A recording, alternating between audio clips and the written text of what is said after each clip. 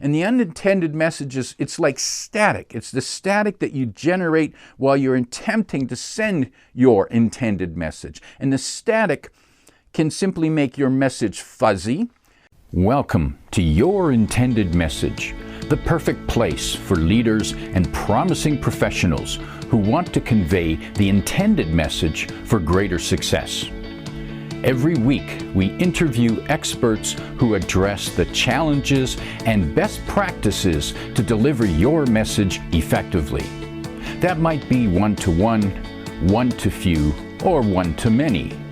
And perhaps the most important conversation, one-to-self. I'm your host, George Torok.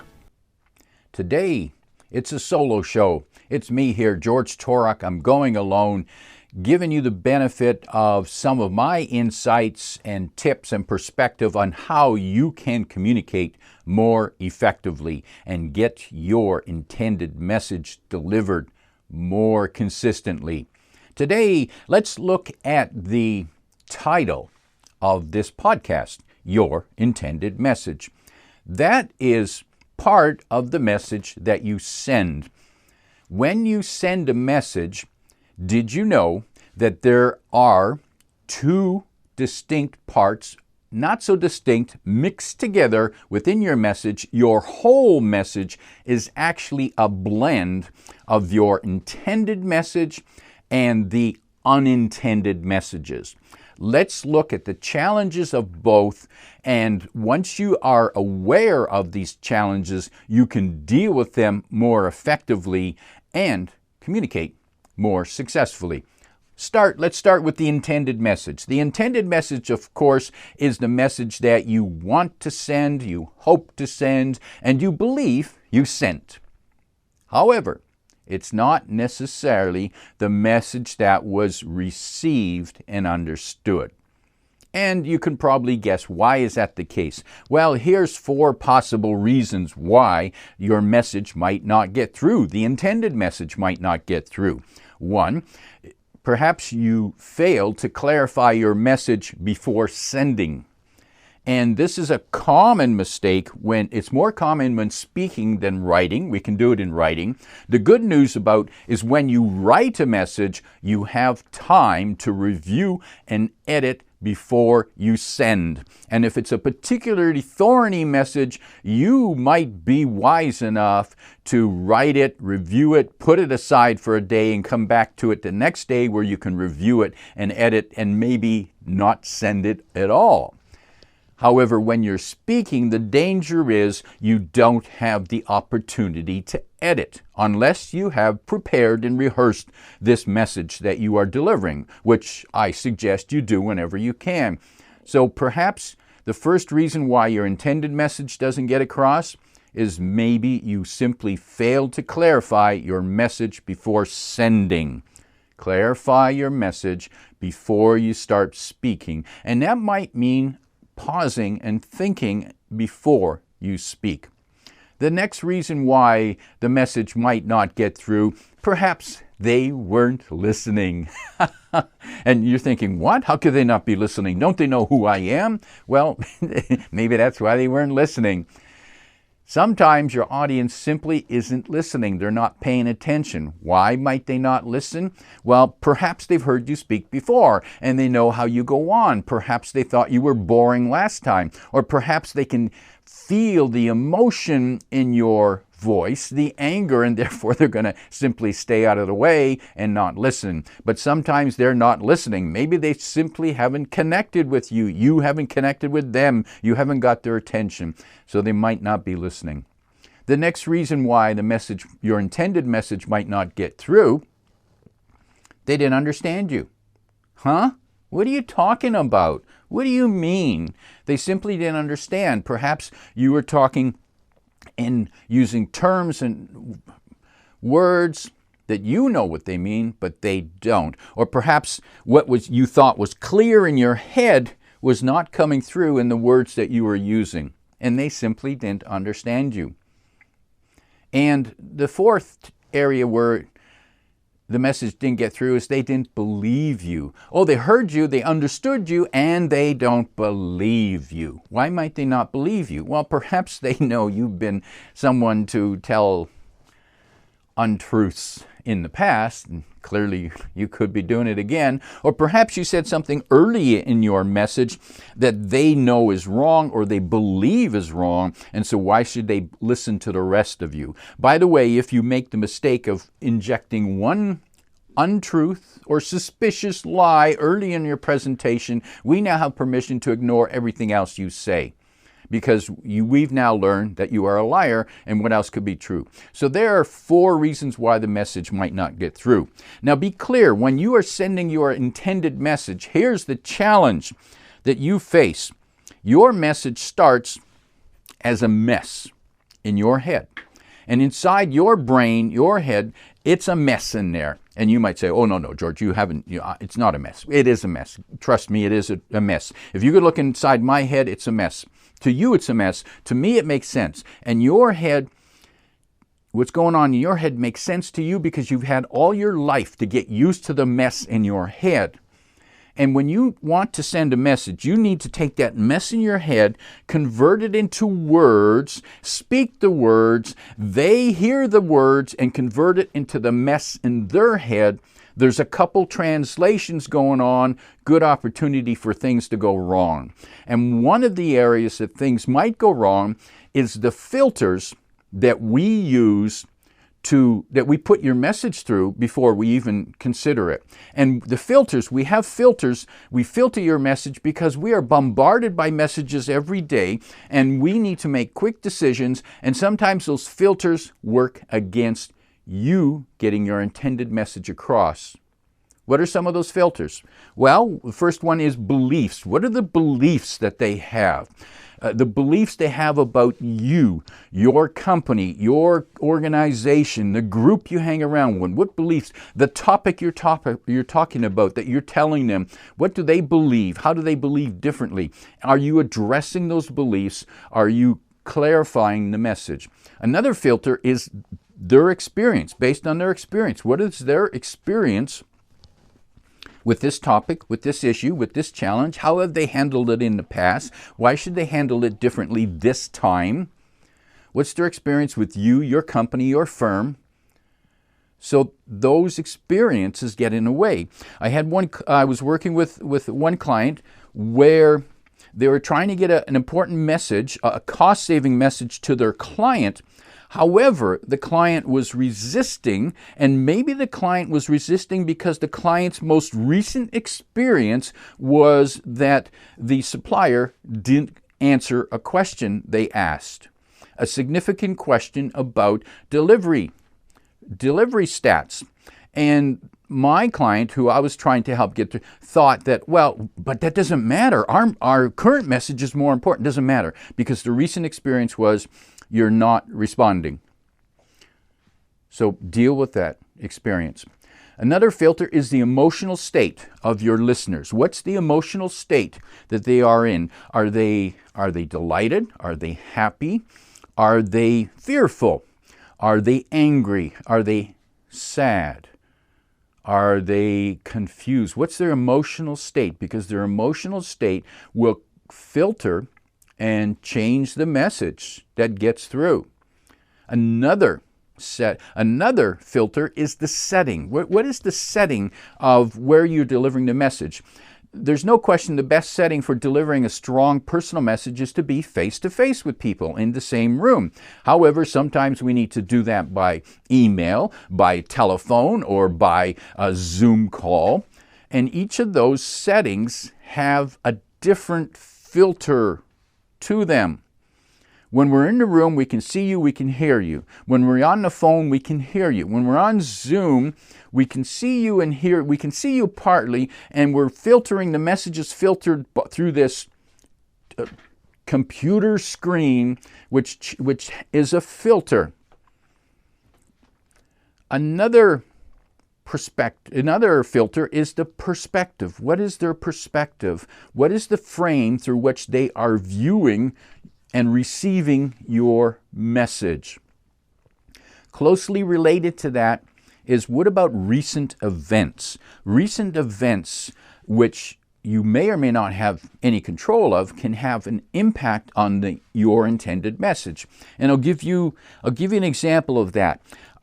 For example, if you're speaking at a company, say it's an annual company sales, the big corporate sales meeting, and it's your turn to speak, and just before you spoke, they heard the results from last year and the numbers were phenomenal. We exceeded all the targets and people are getting their bonuses and they're going on a trip to Hawaii to celebrate. Well, they're in a certain state of mind. They're going to be far more open to whatever comes next.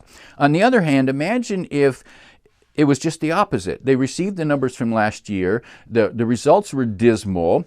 There's no bonus. In fact, not only is there no bonus, but every manager's been instructed to cut staff. Now it's your turn to speak. How well are you going to be able to get your intended message through? So those are some filters: beliefs, experience, emotional state, setting, perspective, and recent events. Those are only some of the filters that your intended message must survive to get through. What about the other messages that you're sending? But you say, well, I'm not sending any other messages. Well, yes, you are always conveying unintended messages. The secret is to at least be aware of them as much as possible and trying to mitigate these unintended messages.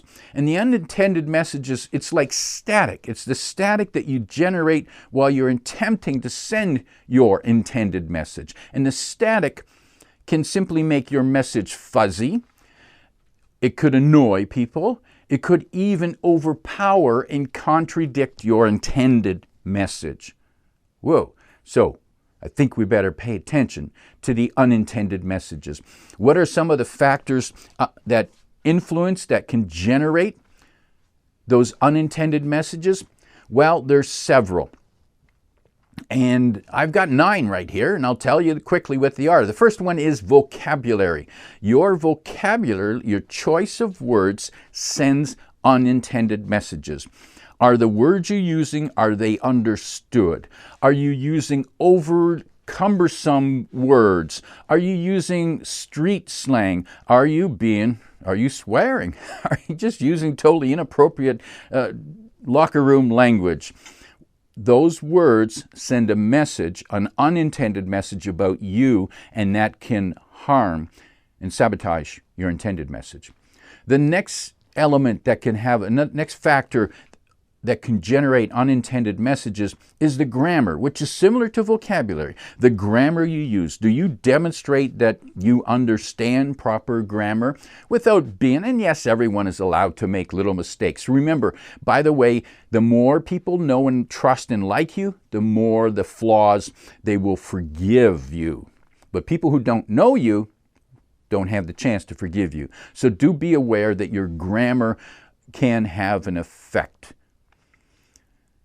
The third factor for generating unintended messages is body language. And body language isn't really a language, it's more like a code, because we need to decipher what your body is saying to us. And so you might feel comfortable, but if you look uncomfortable, if you look nervous, then we assume you are nervous for a reason, because you're hiding something. Or if you talk about how confident you are, but you don't look confident, when there's a conflict between what we see and what we hear, we tend to believe what we see. The next element is voice. Your voice can supplement, can support your intended message, or it could send unintended messages of its own. For example, when you make a statement, do you end with inflection so that you make it sound like a question? Of course, I'm sure. Yes, I know the results. Is it a question or is it a statement? Is your voice choppy? Is it fast-paced? You think you want to just get this done and give it real quick, but you're speaking so fast we can hardly hear the words and form the ideas, and you sound nervous and high-pitched, and we're thinking, whoa, you're not comfortable with this message at all. There must be something wrong with the message. I don't believe it. Another factor is the method of delivery, which is similar to the setting that we talked about with the intended message. The method of delivery. How are you sending this message? How important is this message? Is it worthy of is it an email? Is it a letter, a formal letter? Will you have a phone call? Will you deliver this message over a coffee meeting? Or will it be in the boardroom? And the settings make a difference. Another element is your apparent emphasis on your message. Now you might think, well, I'm not emphasizing anything. I'm just saying it so they can hear me. But depending on the phrases you use, the body language, where is the emphasis on the message? Are you emphasizing the right parts, the key parts of the message, or the wrong parts? Another factor for creating unintended messages is, what did you leave out? What's the missing information? What question in our mind hasn't been answered? And yes, you don't want to overload people with information, no question. However, if you are speaking and you raise a question that they are now focusing on, they're not listening to the rest of your message because you haven't answered a question that you might have raised. So look for those doors that you've presented them, but you haven't opened and shown them what's behind that door. Because if you mention the door, therefore the door is relevant, and what's behind the door is also relevant. So don't mention a door, an idea, a concept, unless it's worth clarifying. Another element to contribute to unintended messages is the level of engagement. What's the level of engagement you have with your audience? Are you simply reading slides or reading from a text? Or are you engaging them with the information, the relevance, and therefore emphasizing and strengthening your intended message? And finally, the ninth element that can generate unintended messages are the distractions. Now, there can be distractions if we're on a Zoom call. There's lots of distractions for them that you can't control that much because you don't know what they're doing on the other screen, the other monitor, or checking on their desk. When we're in the room, is the room set up? Is there distractions in the room? And the biggest distractions for you to be aware of is the distractions within their mind, because they're listening and they're asking questions, and in their mind, so what does that mean? What does that mean to me? So what? What comes from this? And if you haven't addressed those distractions, they go on those tangents and you lose your intended message. So there are some of the factors that can generate unintended messages. The key message for you is to be aware that you're not only sending an intended message, but there is also unintended messages that attach themselves to your intended message, and you want to mitigate those unintended messages as much as possible. So there you have some ideas on how to package your intended message and how to mitigate the unintended message. Those are some ideas so that you can be more successful when you speak. If you're looking for more ideas on how to present yourself more effectively, make sure you receive the weekly Superior Presentation Tips, and you can sign up for that at the website toroktips.com, and you can find that link in the description below. So here are some ideas. I welcome you to come back every week to hear. Most of the time I'm interviewing communication experts from around the world. So far we've had guests from 13 countries, and which gives us tremendous perspective and the opportunity to bring to you useful ideas to help you in whatever format you're sending your message to get your message across the intended message delivered successfully. If you like what you heard, tell your friends and post your 5-star review on Apple Podcasts, because that helps more listeners find us. Come back every week for more practical insights to help you deliver your intended message. I'm your host, George Torok.